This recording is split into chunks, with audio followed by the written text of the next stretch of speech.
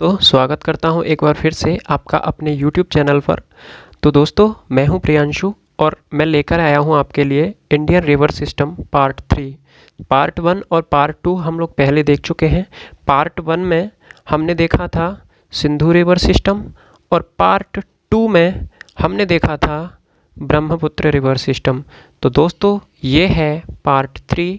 Part 3 में हम लोग देखेंगे गंगा रिवर सिस्टम। ठीक है, तो गंगा रिवर सिस्टम स्टार्ट करने से पहले मैं आपको कुछ बेसिक सा बता देता हूँ जो एकदम कॉमन है और किसी भी एग्ज़ाम में कभी कभी पूछ लेते हैं। तो चलिए स्टार्ट करते हैं। तो दोस्तों, जैसे कि आपको सबको पता ही होगा, भारत की सबसे लंबी नदी जो है वो कौन सी नदी है? गंगा नदी है। ध्यान रखिए, मैं लंबी नदी की बात कर रहा हूँ, चौड़ी नदी की बात नहीं कर रहा हूँ। चौड़ी नदी ब्रह्मपुत्र है, जो हम पिछले वीडियो में पहले पढ़ चुके हैं। ठीक है, इसकी कुल लंबाई जो है वो 2525 है। बताइए ब्रह्मपुत्र की लंबाई कितनी है? जो पिछले वीडियो में हमने पढ़ा था उसकी लंबाई है 2900 किलोमीटर। ठीक है, कितनी है? 2900। और याद रखिए, ये जो गंगा नदी है वो दो देशों से होके बहती है। उनमें पहला देश तो अपना महान भारत है और दूसरा देश है बांग्लादेश। ठीक है, ये दो देशों से होके ये बहती है। भारत के 5 राज्यों से होके ये गुजरती है।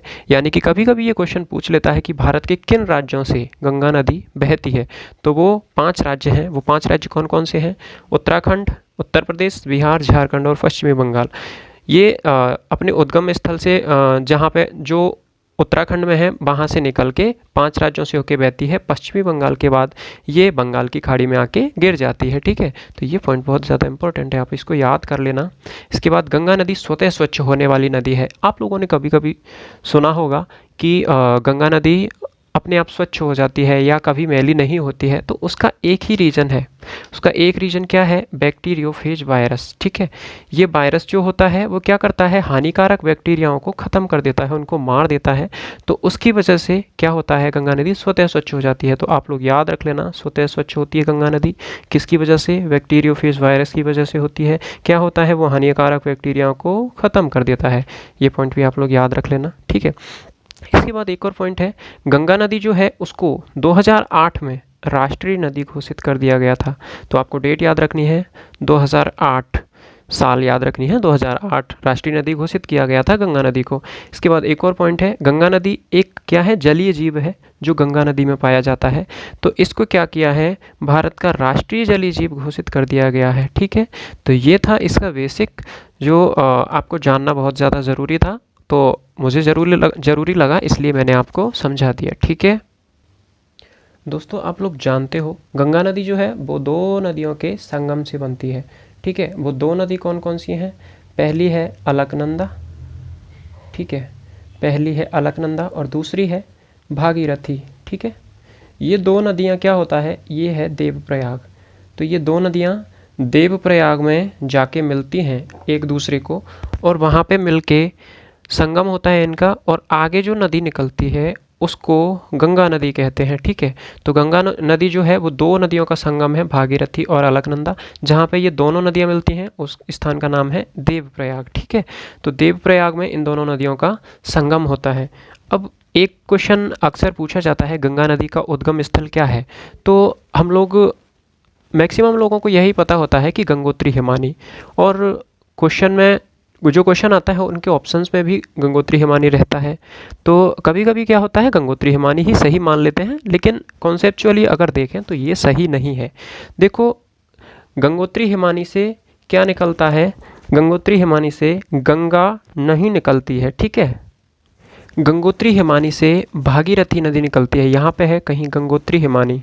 ठीक है, यहाँ पे गंगोत्री हिमानी है, और अलकनंदा नदी जो है वो सतोपंथ हिमानी से निकलती है। ठीक है, तो अगर आपसे क्वेश्चन में पूछ रहा है कि गंगा नदी का उद्गम स्थल बताइए, तो गंगोत्री हिमानी कैसे हो जाएगा? गंगोत्री हिमानी से गंगा नदी नहीं निकलती है, वहाँ से भागीरथी नदी निकलती है। ठीक है, तो आपसे अगर ये क्वेश्चन पूछे, ऑप्शन के हिसाब से चलिएगा आप। अगर ऑप्शन में गंगोत्री हिमानी ही है, इसके अलावा मतलब और कोई रिलेटेड ऑप्शन नहीं है, तो आप गंगोत्री हिमानी ही लगाओगे। लेकिन आपको नॉलेज के लिए पता होना चाहिए कि गंगोत्री हिमानी से गंगा नहीं निकलती है, वहाँ से भागीरथी नदी निकलती है। ठीक है, तो दोस्तों ये उम्मीद करता हूँ आपको ये समझ में आ गया होगा। इसके बाद दोस्तों हम एक डायग्राम के थ्रू देखेंगे गंगा नदी तंत्र को। तो चलिए मैं वो डायग्राम आपको दिखा देता हूँ। दोस्तों आप लोग देख सकते हो डायग्राम को। यहाँ पे हम लोग गंगा नदी तंत्र को डिस्कस करेंगे। ये पूरा डायग्राम मैंने बना के रखा हुआ है पहले से, टाइम को बचाने के लिए। तो दोस्तों इसके थ्रू चलिए समझते हैं गंगा नदी तंत्र को आगे विस्तार से। तो फ्रेंड्स, सतोपंथ हिमानी से अलकनंदा नदी निकलती है। ये जो लाइन आप देख रहे हैं वो है अलकनंदा नदी, ठीक है। और गंगोत्री हिमानी से भागीरथी नदी निकलती है। ये आप लोग देख रहे हो इस लाइन को, ये भागीरथी नदी है। यहाँ पे देवप्रयाग में इन दोनों का संगम होता है और यहाँ से गंगा नदी आगे चलती है, ठीक है। तो यहाँ तक आपको उम्मीद करता हूँ समझ में आ गया होगा। इससे पहले दोस्तों आप ये देख रहे होंगे विष्णु प्रयाग, नंद प्रयाग, कर्ण प्रयाग, रुद्र प्रयाग, देव प्रयाग। तो आप देव प्रयाग को तो जानते हो क्या? इन चारों को भी आप लोग जानते हो? इन चारों नदियों को भी क्या आप लोग जानते हो? अगर नहीं जानते हैं तो चलिए जान लेते हैं। देखो दोस्तों, हिंदू धर्म में आपने 5 प्रयागों के बारे में सुना ही होगा। तो ये 5 प्रयाग कौन कौन से हैं? वो प्रयाग हैं विष्णु प्रयाग, नंद प्रयाग, कर्ण प्रयाग, रुद्र प्रयाग और देव प्रयाग, ठीक है। ये 5 प्रयाग हैं, इनका हिंदू धर्म में बहुत ज़्यादा महत्व होता है। तो यहाँ से भी बहुत सारे क्वेश्चन बनते हैं। तो चलिए, जब क्वेश्चन बनते हैं तो हम छोड़ कैसे सकते हैं, क्योंकि हमारा मोटिव तो यही होता है आपका एग्ज़ाम क्रैक कराना, आपका अच्छे से अच्छा मार्क्स आए, यही हमारा मेन मोटिव रहेगा। तो जान लेते हैं इसको। तो देखो दोस्तों, ये जो लाइन है ये अलकनंदा नदी है। आप लोग देख पा रहे होंगे सब में ये कॉमन है, इसमें भी, इसमें भी, इसमें भी, इसमें भी, इसमें भी, सब में कॉमन है कि नहीं? तो अलकनंदा नदी सब में कॉमन है। तो अलकनंदा नदी में जब धौली गंगा नदी आके मिलती है, इन दोनों का संगम होता है अलकनंदा और धौली गंगा नदी का, तो वहाँ पे विष्णु प्रयाग बनता है, ठीक है। और नंदाकिनी नदी का जब अलकनंदा नदी से संगम होता है वहाँ पे नंद प्रयाग बनता है। पिंडार नदी का अलकनंदा नदी से संगम होता है तो कर्ण प्रयाग बनता है। और मंदाकिनी नदी का मंदाकिनी नदी का अलकनंदा नदी से संगम होता है, वहाँ पे रुद्र प्रयाग बनता है। ऐसे ही ये तो आप लोग पढ़ चुके हो, भागीरथी और अलकनंदा नदी का संगम होता है, वहाँ पे देव प्रयाग बनता है। तो ये 5 प्रयाग हैं, इनको आप याद कर लेना। क्वेश्चन अक्सर ऐसे आता है, चलिए मैं बता देता हूँ आपको। तो दोस्तों यहाँ पे मैंने 5 प्रयागों को लिखा हुआ है। ये 5 प्रयाग हैं। ये अलकनंदा नदी तो सब में कॉमन ही रहेगी, जो अन्य नदियाँ हैं वो उनको मैंने यहाँ पे लिखा हुआ है। तो क्वेश्चन ऐसे आता है, मान लो पूछ लेगा नंद प्रयाग किन 2 नदियों के संगम से बनता है, तो आंसर क्या हो जाएगा? अलकनंदा नदी और नंदाकिनी नदी, ठीक है। लेकिन दोस्तों इनको याद करने में काफ़ी कठिनाई होती है, क्योंकि कन्फ्यूज हो जाते हैं। देव प्रयाग से भागीरथी नदी मिलती थी या पिंडार नदी मिलती थी, नंद प्रयाग से नंदाकिनी नदी मिलती थी या धौली गंगा, मतलब ऐसे कन्फ्यूज हो जाते हैं। तो उसके लिए हम आपके लिए ट्रिक लेके आए हैं, क्योंकि हमारा काम है आपकी सफलता को आसान बनाना, आपकी मेहनत को और आसान बनाना, सफलता को सुनिश्चित करना। तो चलिए ट्रिक को देख लेते हैं। तो दोस्तों इस ट्रिक को अपने दिल पर मत लेना, ये ट्रिक मैंने सिर्फ आपके प्रिपरेशन को आसान बनाने के लिए बनाई है। तो चलिए देखते हैं। तो आपने जो कथा सुनी होगी कि गंगा नदी जो है वो भगवान शिव जी की जटाओं से निकली है। तो इस कहानी को ऐसे ना सुन के आप ऐसे समझिए, गंगा नदी जो है भगवान विष्णु के चरणों की धूलि से निकली है, ठीक है। आप इसको ऐसे माइंड सेट कर लीजिए। भगवान शिव जी ने इन्हें जटाओं में धारण करके गति को मंद किया, ठीक है। आप इसको ऐसे मैं पहले बता रहा हूँ आपको, इसको दिल पे नहीं लेना है, ये सिर्फ मैंने आपकी प्रिपरेशन को आसान बनाने के लिए किया है, ठीक है। तो दोस्तों यहाँ से आप देख सकते हो, विष्णु से बन जाएगा विष्णु प्रयाग और धूल से बन जाएगा धौली गंगा।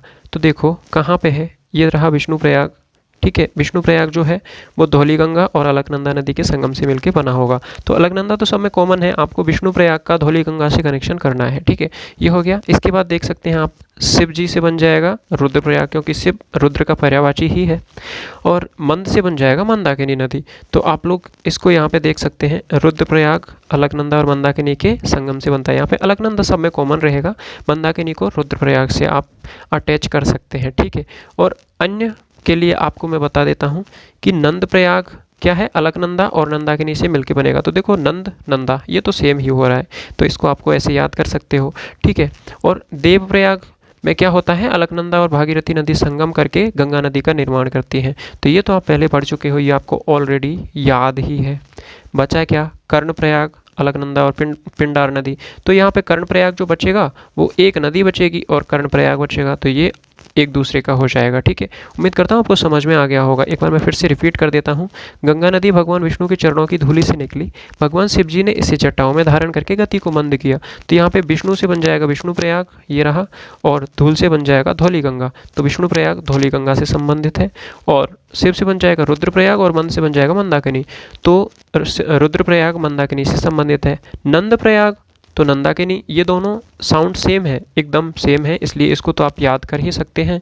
और देव प्रयाग आप पहले से जानते हैं, बचा कर्ण प्रयाग, इसको आप याद कर सकते हैं।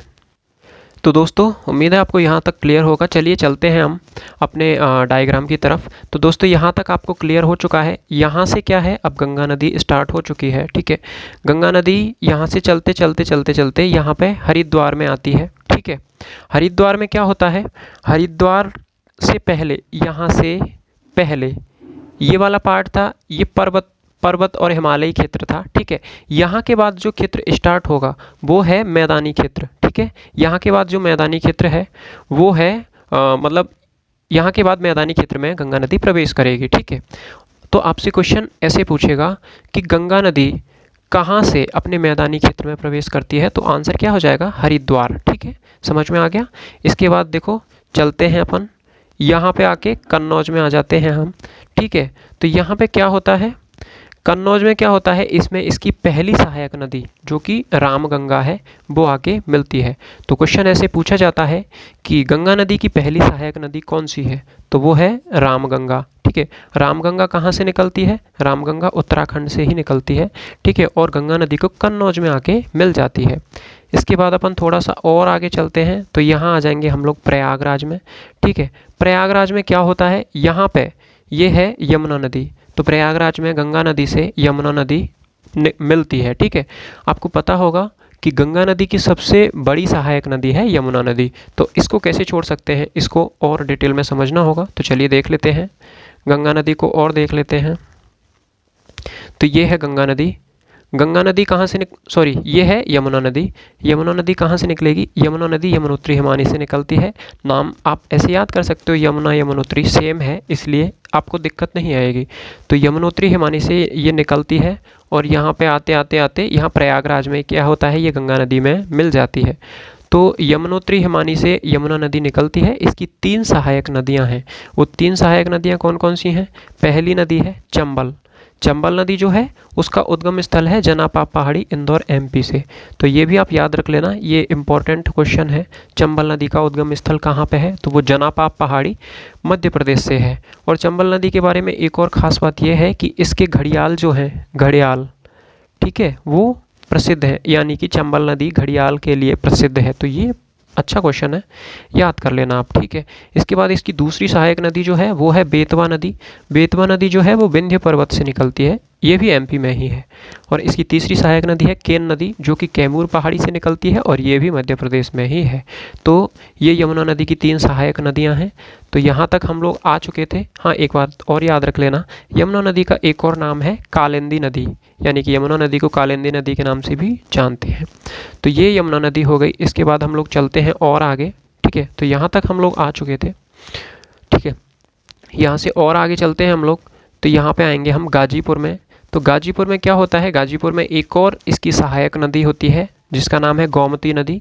तो गोमती नदी गंगा नदी से गाजीपुर में आके मिलती है। ठीक है, और एक और बात याद रख लेना, ऐसे क्वेश्चन पूछेगा कि ऐसी कौन सी नदी है जो समतल मैदान से निकलती है, तो वो गोमती नदी ही है। समतल मैदान से निकलती है ये पीलीभीत फुलहर झील से। जो पीलीभीत कहाँ पे स्थित है, उत्तर प्रदेश में है, वहाँ पे फुलहर झील है, वहाँ से ये निकलती है। ठीक है, तो ये समतल वाला क्षेत्र है, इसलिए ये क्वेश्चन इंपॉर्टेंट हो जाता है कि गोमती नदी समतल क्षेत्र से निकलने वाली नदी है। तो ठीक है, यहाँ तक हम लोग आ चुके हैं। यहाँ के बाद हम और आगे चलते हैं, तो हम आ जाते हैं छपरा पर। ठीक है, यहाँ पे क्या होता है, यहाँ पे गंगा नदी की एक और सहायक नदी है जिसको घाघरा नदी के नाम से जानते हैं, तो वो आके यहाँ पे मिलती है। तो घाघरा नदी गंगा नदी में छपरा में आके मिलती है। ठीक है, यहाँ पे इसको थोड़ा सा और समझ लेते हैं।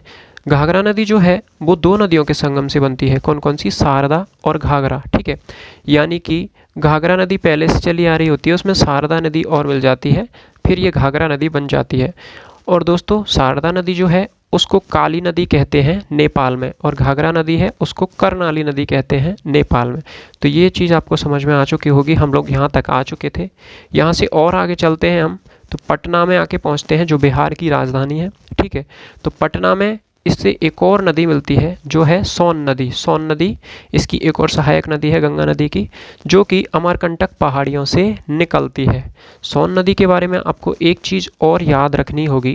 क्वेश्चन ऐसे आता है कि गंगा नदी की ऐसी कौन सी नदी है जो उसके दाईं साइड से आके मिलती है और सीधे मिल जाती है, तो उसका आंसर होगा सोन नदी। तो दोस्तों दाईं साइड से तो यमुना नदी भी आके मिल रही है, तो फिर आंसर सोन नदी क्यों होगा? आंसर सोन नदी इसलिए होगा क्योंकि यमुना नदी में 3 इसकी सहायक नदियाँ और जुड़ी हुई हैं, जबकि सोन नदी की कोई सहायक नदी नहीं है, ये डायरेक्ट जाके गंगा नदी में मिल जाती है। तो इसलिए आंसर क्या हो जाएगा? सोन नदी हो जाएगा। समझ में आ गया? इसके बाद हम थोड़ा सा और आगे चलते हैं, तो वहाँ पे मिलेंगे हमको सोनपुर। सोनपुर में इसकी एक और सहायक नदी होती है जो गंडक नदी होती है, वो आके इसमें मिलती है। इसके बाद और आगे चलेंगे, वहाँ पर कौरसेला में पहुँचेंगे। कौरसेला में इसमें कोसी नदी आके मिल जाती है। ठीक है, तो यहाँ से आगे और हम चलेंगे, इसके बाद हम पहुँचेंगे फरक्का बैराज पर। तो दोस्तों गंगा नदी में एक और नदी आके मिलती है, महानंदा नदी। ठीक है, ये दार्जिलिंग की पहाड़ियों से निकलती है। तो महानंदा नदी के बारे में एक चीज़ आप याद कर लेना कि महानंदा नदी है वो गंगा नदी की सबसे अंतिम सहायक नदी है। यानी कि आपसे पूछे कि गंगा नदी की अंतिम सहायक नदी कौन सी है, तो वो है महानंदा नदी, जो कि दार्जिलिंग की पहाड़ियों से निकलती है।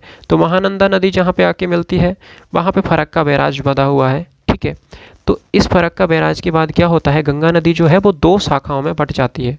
ठीक है, 2 शाखाओं में से एक शाखा तो इसकी बांग्लादेश में चली जाती है, ये बांग्लादेश वाला पार्ट है। ठीक है, तो बांग्लादेश में जो शाखा जाती है, बांग्लादेश में गंगा की जो शाखा जाती है उसको पद्मा नदी के नाम से जानते हैं। समझ गए? और ये है पश्चिमी बंगाल, अपना पश्चिमी बंगाल। तो जहाँ पे एक और गंगा नदी की जो दूसरी शाखा है जो इंडिया में ही है, यानी कि पश्चिमी बंगाल में है, उसको हुगली नदी के नाम से जाना जाता है। यानी कि गंगा नदी फरक्का बैराज के बाद 2 शाखाओं में बट जाती है। तो पश्चिमी बंगाल में जो शाखा आती है उसको हुगली नदी के नाम से जानते हैं, बांग्लादेश में जो शाखा जाती है उसको पद्मा नदी के नाम से जानते हैं। ठीक है, इसमें हुगली नदी की एक और सहायक नदी है दामोदर नदी, और दामोदर नदी को क्या कहते हैं? पश्चिमी बंगाल का शोक कहते हैं, ये आप याद कर लेना। ठीक है, और इसके बाद आगे हम लोग बांग्लादेश में देखते हैं। तो ये पद्मा नदी यानी कि गंगा नदी की शाखा जिसको बांग्लादेश में पद्मा नाम से जानते हैं, चलती जाती है। तो यहाँ पे क्या होता है, इसमें जमुना नदी आके मिल जाती है। आप लोगों को याद होगा जमुना नदी क्या है, आपने पिछले वीडियो में पढ़ा होगा कि ब्रह्मपुत्र नदी को ही बांग्लादेश में जमुना के नाम से जानते हैं। तो यानी कि ये जो जमुना नदी है वो और कोई नहीं है, वो ब्रह्मपुत्र नदी ही है। तो वो यहाँ पे आके गंगा नदी में यानी कि पद्मा नदी में मिल जाती है।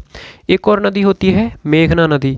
ये तीनों नदी यहाँ पे आके मिलती हैं। यहाँ से एक और जो नई शाखा निकलती है उसको आगे मेघना नदी के नाम से जानते हैं। ठीक है, तो ये पूरा चार्ट था जहाँ पे हमने पूरी गंगा नदी को अच्छे से कवर कर लिया है। आप लोग इसका स्क्रीनशॉट ले सकते हो, ले लीजिए।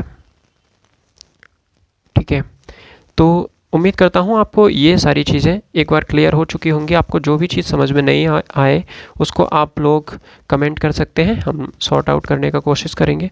तो इसके बाद दोस्तों जो चीज़ें हमने पढ़ी है उसको हम एक बार पॉइंट टू पॉइंट और देख लेते हैं। ठीक है, तो यमुना नदी जो है उसको कालिंदी नदी के नाम से भी जानते हैं, ये आप लोगों को मैंने बताया था।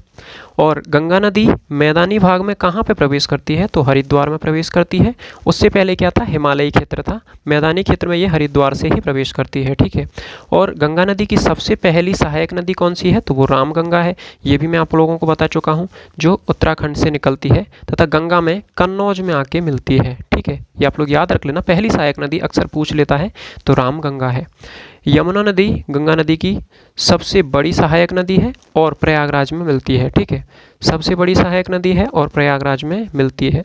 अब यमुना नदी सबसे बड़ी सहायक नदी है तो इसको भी जान लेते हैं। यमुना नदी की 3 सहायक नदियां हैं, चंबल, बेतवा और केन। ठीक है, चंबल का उद्गम स्थल है एमपी में जनापा पहाड़ी से। यमुना नदी की सबसे बड़ी सहायक नदी है चंबल नदी। ठीक है, और चंबल नदी घड़ियाल के लिए प्रसिद्ध है, ये मैंने आप लोगों को बताया था। बेतवा नदी जो है वो विंध्य पर्वत एमजी से निकलती है और केन नदी जो है वो कैमूर पहाड़ी से निकलती है। अब दोस्तों ये तीनों नदियाँ जो हैं वो यमुना नदी की सहायक नदियाँ हैं और यमुना गंगा की सहायक नदी है। तो ये ऑटोमेटिकली ये तीनों नदियाँ गंगा की भी सहायक नदियाँ होंगी कि नहीं, तो ये भी आप लोगों को याद रखना है, ठीक है। इसके बाद हम लोग देख लेते हैं गोमती नदी जो है वो पीलीभीत उत्तर प्रदेश में फुलहर झील से निकलती है, ठीक है। तो ये आप लोग याद रख लेना, गोमती नदी जो है वो पीलीभीत फुलहर झील से निकलती है जो कि उत्तर प्रदेश में समतल क्षेत्र से निकलती है। ये समतल भाग से निकलने वाली नदी है, ये आप लोगों को मैंने बताया ही था, ठीक है। इसके बाद ये क्या है, गंगा को गाजीपुर में मिलती है और लखनऊ इसी नदी के तट पर, ये इंपॉर्टेंट क्वेश्चन है, लखनऊ क्या है, गोमती नदी के ही तट पर है। तो ये आप लोगों को याद रख लेना है। इसके बाद सोन नदी जो है वो दाईं ओर से सीधे आकर गंगा में मिल जाती है। सोन नदी दाईं ओर से सीधे आकर गंगा में मिल जाती है। इसकी कोई सहायक नदी नहीं है, ये भी मैंने आप लोगों को बताया था। घाघरा, गंडक, कोसी ये नेपाल से निकलती हैं तीनों नदियाँ, ठीक है। और कोसी जो है इसको बिहार का शोक कहते हैं। ये इंपॉर्टेंट क्वेश्चन है, एकदम कॉमन क्वेश्चन है बट इंपॉर्टेंट है, अक्सर पूछ लेता है। और गंगा की आखिरी सहायक नदी है महानंदा नदी जो दार्जिलिंग की पहाड़ियों से निकलती है, ये आप लोग याद रख लेना। फरक्का बैराज के बाद गंगा दो भागों में बंट जाती है, ये भी मैंने आप लोगों को बताया था। वो दो भाग कौन कौन से हैं, पहला है हुगली, हुगली नदी जो है इसको पश्चिमी बंगाल में गंगा नदी को ही पश्चिमी बंगाल में हुगली नदी के नाम से जाना जाता है। और कोलकाता शहर जो है वो हुगली नदी के ही तट पर है, ये भी बहुत ज़्यादा इंपॉर्टेंट क्वेश्चन है, इसको भी आप लोग याद रख लेना। और पद्मा नदी, गंगा नदी को ही बांग्लादेश में पद्मा नदी के नाम से जाना जाता है, तो ये भी आप लोगों को याद रख लेना है, ठीक है। और एक और पॉइंट ये है कि दामोदर नदी जो है वो छोटा नागपुर पठार से निकलती है। ये इसका उद्गम स्थल क्या है, छोटा नागपुर पठार है दामोदर नदी का, और इसको पश्चिमी बंगाल का शोक कहते हैं। तो याद रखना, कोसी को बिहार का शोक कहते हैं, दामोदर नदी को बंगाल का शोक कहते हैं, ठीक है। तो ये था गंगा नदी तंत्र। उम्मीद करता हूँ आपको इस वीडियो में दी गई जानकारी उपयोगी लगी होगी और आपको पूरा वीडियो समझ में भी आया होगा। अगर आपको कोई भी डाउट है, कोई भी क्वेरी है, आप कमेंट कर सकते हैं, बेशक हम उसका कोई ना कोई सॉल्यूशन निकाल ही लेंगे, आपकी सारी क्वेरीज़ का सॉल्यूशन निकाल लेंगे। तो वीडियो अगर अच्छा लगा हो तो लाइक, कमेंट और शेयर करना ना भूलें और हमें सपोर्ट करते रहें, इसी तरह हमारे साथ बनिए। Thank you for watching, bye bye.